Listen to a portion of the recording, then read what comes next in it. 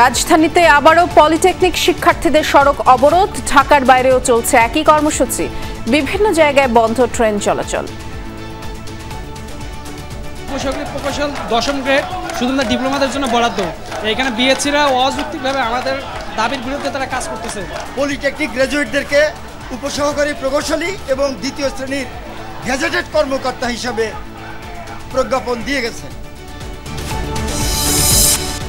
জুলাই সনদ বাস্তবায়নে মতানৈক্য দূর করতে কমিশনের বৈঠক, গণভোট ও বিশেষ সাংবিধানিক আদেশের পরামর্শ বিশেষজ্ঞদের। আমরা সরকারকে একাধিক পরামর্শ দিতে পারি বাস্তবায়নের, সেটা তুলনামূলকভাবে সরকারের জন্য সহজতর হবে। চাকসুতে মনোনয়নপত্র জমা দেওয়ার সময় বাড়ল একদিন, রাকসুতে চলছে ৪র্থ দিনের প্রচার। বড় দুই সংগঠনের রেশারেশিতে প্রার্থী হননি অনেকে।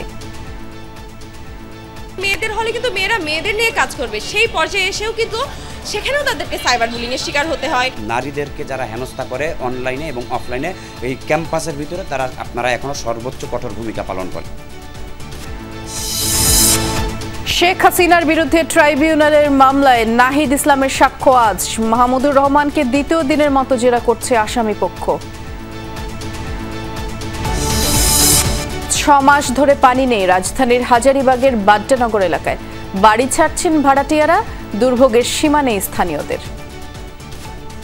পানি কিনে এনে আমরা গোসল করি, তারপর নামাজ রোজা আমরা ঠিক মতো করতে পারি না। 12 ঘন্টা 16 ঘন্টা উইদাউট পানিতে থাকতে হইতেছে, আর মানে রাতে তো রেগুলার বেসিসে পানি থাকতেছে। মেইন লাইন থেকে যে পানি আসে দেখা যায় একটা বাড়ি পানি পাচ্ছে, তার পরের বাড়ি পানি পাচ্ছে না।